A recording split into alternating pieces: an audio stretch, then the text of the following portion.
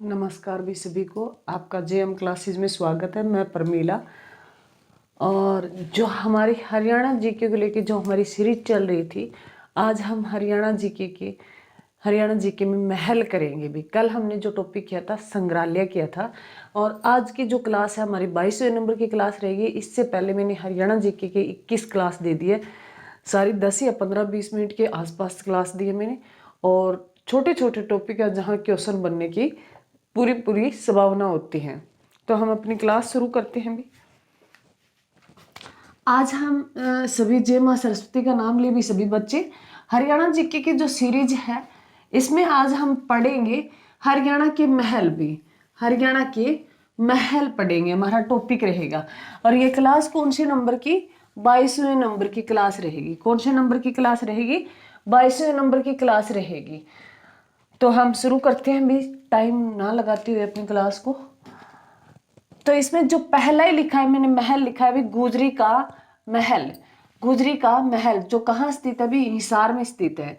गुजरी का महल कहाँ स्थित है? हिसार में स्थित है। और इस महल का जो निर्माण कार्य करवाया था, इस महल का निर्माण कार्य किसने करवाया था?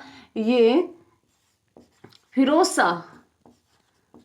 शाह तुगलक ने करवाया था। फिरोज शाह तुगलक ने इस महल का, गुजरी महल का निर्माण करवाया था 1354 के आसपास करवाया था। क्योंकि 54 में फिरोज शाह तुगलक ने ही किसको बसाया था? हिसार को बसाया था।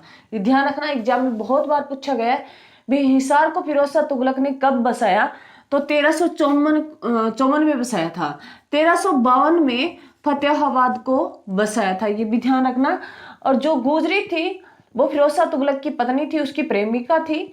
और कहते हैं भी जो फिरोज शाह तुगलक है हिसार के, हरियाणा में हिसार के जो वहाँ वन क्षेत्र हुआ करता था उसमें मूर्छित होकर गिर गए थे। वो वनों में घूमने गए तो कहते हैं भी गुजरी वहां से निकल रही थी, दूध का जो उन्होंने मटका ले रखा था उसे दूध पिलाकर जो फिरोज शाह तुगलक को उसका जो मतलब जो बेहोश उसे होश में लाया गया।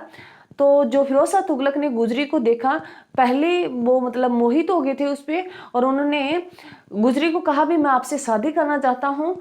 गुजरी ने कहा मैं आपसे शादी तो कर लूंगी, परंतु मैं ये स्थान नहीं छोड़ के जाऊंगी। तो उसी को वहां रहने के लिए, गुजरी के लिए उन्होंने गुजरी महल बनवाया। और उसी गुजरी, अगर पूछे हिसार में जो लाट की मस्जिद है, हिसार में जो लाट की मस्जिद है, लाट की मस्जिद है जो कहाँ स्थित है? अभी लाट की मस्जिद कहाँ स्थित है? हिसार में। वो गुजरी महल में स्थापित है भी। हिसार में जो लाट की मस्जिद पड़ती है वो किस महल में पड़ती है? गुजरी महल में है। ये भी ध्यान रखना, यहाँ से क्वेश्चन बहुत बार पूछे गए हैं भी। गुजरी महल जो कहाँ स्थित है? हिसार में है। हजारों बार क्वेश्चन है अभी। उसकी बात करें भी, गुजरी महल में एक स्तंभ बना हुआ है। उस स्तंभ पर 8 जगह से आने वाले भक्तों के 8 अभिलेखों के बारे में उनके पूरी की पूरी जानकारी देते हैं। एक है गुजरी महल में एक स्तंभ है जिसमें 8 अलग अलग जगह से आने वाले भक्तों के 8 अभिलेखों की जानकारी उस पर लिखी हुई है भी। तो ये भी ध्यान रखना, ऐसे भी क्वेश्चन एग्जाम में बहुत बार पूछा गया है, जिसमें मैंने लिखा है भी 8 है स्तंभ। 8 एक स्तंभ पर 8 जगह से आने वाले भक्तों की सूचना देने वाले 8 अभिलेख है भी। तो ये ध्यान रखना। उसके बाद अगर बात करें दूसरा जो महल है, जल महल भी। और गुजरी से बात करें भी, गुजरी रह पीछे आ रहा है, हिसार इसके पीछे रह आ रहा है, तो याद रख लेना भी गुजरी महल जो है वो हिसार में है। उसके बाद अगर बात करें जल महल, जल महल कहाँ है? नारनौल महेंद्रगढ़ में स्थित है भी। नारनौल है महेंद्रगढ़ में स्थित है भी। और ये जल महल है, जैसे जल भी ले पीछे आ रहा है, नारनौल भी ले पीछे आ रहा है, तो ये ध्यान रखना। जल महल कहाँ है? नारनौल में स्थित है। और इसको बनवाने का जो काम किया था वो 1591 में अकबर के अधिकारी जो शाह कुली खान ने बनवाया था भी। इसको अकबर के अधिकारी शाह कुली खान ने इसका निर्माण कार्य किया था, वो 1591 के आसपास किया था भी। और कहते हैं भी जो ये महल है इसके चारों तरफ पानी भरा हुआ है भी, इसके चारों तरफ है पानी भरा हुआ है, ये भी ध्यान रखना। जो जल महल है बीच में एक इमारत बनाई गई और उसके चारों तरफ है वो पानी भरा हुआ है, इसीलिए इसे जल महल कहा जाता है। इसका निर्माण है अकबर के अधिकारी शाह कुली खान ने करवाया था 1591 में। तो जल से लय पीछे लिखा है, वैसे नारनौल में लय पीछे आता है, तो इसे याद रख लेना भी, याद है रह जाएगा, ये भी एग्जाम में बहुत बार पूछा गया है। उसके बाद शीश महल भी, शीश महल है, शीश महल कहाँ पड़ता है? शीश महल है वो पुरुख नगर में पड़ता है भी। शीश महल कहाँ पड़ता है? पुरुख नगर में पड़ता है। पुरुख नगर कहाँ स्थित है भी? गुरुग्राम में है भी। पुरुख नगर कहाँ है? गुरुग्राम में है भी। हम शीश झुकाते हैं किसको भी? गुरु को। हम शीश किसको झुकाते हैं? गुरु को। तो शीश महल कहाँ पड़ता है? गुरुग्राम में पड़ता है। प्रॉपर स्थान पूछे तो ये पुरुख नगर में पड़ता है भी। और इसको जो बनवाया था वो ये लगभग 1731 ईस्वी में फौजदार खान या दलेल खान ने इसका निर्माण करवाया था, जिसे फौजदार खान भी कहा जाता है और उसका उपनाम दलेल खान, जिसने किस महल का निर्माण करवाया भी? शीश महल का। हम शीश किसको झुकाते हैं? गुरु को झुकाते हैं। तो ये कहाँ हो गया भी? शीश महल गुरुग्राम में पड़ता है। प्रॉपर स्थान पूछे तो पुरुख नगर पर। पुरुख नगर और गुरुग्राम को जो रास्ता जाता है उसी नगर पर जो राष्ट्रीय पार्क, जो सुल्तानपुर जो राष्ट्रीय पार्क है वो उसी रास्ते पे स्थापित है भी। पुरुख नगर और गुरुग्राम के बीच में जो सड़क है, जो रास्ता जीटी रोड है, उसी जीटी रोड के आसपास जो राष्ट्रीय जो सुल्तानपुर हरियाणा का फर्स्ट है जो राष्ट्रीय सुल्तानपुर जिसे राष्ट्रीय उद्यान के रूप में घोषित किया गया था वो सुल्तानपुर राष्ट्रीय पार्क है भी। तो ये भी ध्यान रखना। और उसे भिन्न भिन्न विदेशों से आने वाले पक्षियों के लिए भी जाना जाता है। और जो शीश महल है इसकी किसकी नकल है? ये लाल किले की नकल है भी। लाल किले की नकल है। शीश महल की आकृति कैसी है? ये हूबहू लाल किले जैसी है भी। और लाल किला किसने बनवाया था? शाहजहां ने बनवाया था भी। लाल किला कहाँ पड़ता है? कमेंट में जरूर लिखें भी। लाल किला कहाँ पड़ता है? कमेंट में जरूर लिखें। उसके बाद है भी बूडिया का महल। बूडिया का महल है वो कहाँ पड़ता है? यमुना नगर में पड़ता है भी। बूडिया का रंग महल, बूडिया का रंग महल है वो कहाँ पड़ता है भी? यमुना नगर में पड़ता है। यमुना नगर की बात करें भी, यमुना नदी के नाम पर ही यमुना नगर का नाम पड़ा। जो बूडिया का रंग महल है वो कहाँ पड़ता है? यमुना नगर में पड़ता है भी। यमुना में बुढ़िया नहाने जाती है। यमुना में बुढ़िया नहाने जाती है, अपनी जिंदगी में रंग लगाने जाती है। अपनी जिंदगी की जो जिंदगी है, कहते हैं ना भी अपनी जिंदगी में रंग लगाना। रंग लगाना एक तो वो होता है जो हम एक दूसरे को लगाते हैं, मतलब जिंदगी में खुशी लाना, रंग लगा देना। तो बुढ़िया अपने जिंदगी में रंग लगाने के लिए कहाँ जाती है? यमुना नहर में नहाने के लिए जाती है। तो बुढ़िया का रंग महल कहाँ पड़ता है? यमुना नगर में पड़ता है। इसका जो निर्माण कार्य करवाया था, इसका निर्माण करवाया था शाहजहां के दरबारी ने करवाया था। इसका निर्माण कार्य शाहजहां के दरबारी ने करवाया और ये 3 मंजिला है भी। बुढ़िया का रंग महल कितना मंजिला है? ये 3 मंजिला है। इसका निर्माण किसने करवाया था? शाहजहां ने करवाया था। ये भी ध्यान रखना। और शाहजहां से अगर बात करें तो शाहजहां जो था वो किसका बेटा था भी? ये जहांगीर का बेटा था भी। और शाहजहां को वास्तुकला के नाम से भी जाना जाता है। उसके बाद अगर बात करें भी नेक्स्ट है पुरानी हवेली भी। पुरानी हवेली भी, पुरानी हवेली है ये। पुरानी हवेली जो फतेहाबाद में पड़ती है भी। पुरानी हवेली कहाँ पड़ती है? पुरानी हवेली फतेहाबाद में पड़ती है भी। फतेहाबाद में पड़ती है पुरानी हवेली। मैंने आपसे डिनोट किया है। पुरानी हवेली की बात करें भी, हरियाणा में पुरानी हवेली कहाँ पड़ती है? फतेहाबाद में पड़ती है। और इससे हरियाणा के सबसे पुरानी हवेली की बात करें, हरियाणा के सबसे पुरानी हवेली की बात करें तो भी कौन सी है? पुरानी हवेली है। और इसका निर्माण कार्य किसने करवाया था? फिरोज शाह तुगलक ने करवाया था भी। इसका निर्माण भी कार्य किसने करवाया था? फिरोज शाह तुगलक ने करवाया था। और फिरोज शाह तुगलक है जो 1352 में ही फतेहाबाद को बसाया था भी। फिरोज शाह तुगलक ने 1352 में फतेहाबाद जिले को बसाया था। और फतेहाबाद जिले की अगर हम बात करें भी, फतेहाबाद जो किसके नाम पर फतेहाबाद नाम पड़ा? तो फिरोज शाह तुगलक के बेटे फरीद खान के नाम पर ही इसका नाम है फतेहाबाद रखा गया था, क्योंकि जो फिरोज शाह तुगलक है ये युद्ध जीत के आया था और वहां ठहरा था, अभी फतेहाबाद वाली जो भूमि है वहां ये रुका, और उसी रात उसे एक पुत्र रत्न की प्राप्ति होती है और दाई माँ है उसके पास लेके जाती है फिरोज शाह तुगलक के पास। कहते हैं भी राजा साहब आपको बेटा हुआ है, तो फिरोज शाह तुगलक कहते हैं ये इसका नाम फतेह खान रख दो, और यहाँ जहां हम रुके हैं वो शहर भी फतेहाबाद कहलाएगा। तो ये भी ध्यान रखना। फिरोज शाह तुगलक ने फतेहाबाद को कब बसाया भी, ये 1352 में बसाया, एग्जाम में बहुत बार पूछा जाता है। और इसी पुरानी हवेली को हमें किस नाम से जानते हैं, पिल्ली कोठी भी फतेहाबाद में। अगर पूछे पिल्ली कोठी भी कहाँ पड़ती है, फतेहाबाद में पड़ती है। ये मैंने आपसे फतेहाबाद को आपसे डिनोट किया है, ये भी ध्यान रखना। पुरानी हवेली पूछे हरियाणा में तो कहाँ पड़ती है, फतेहाबाद में पड़ती है।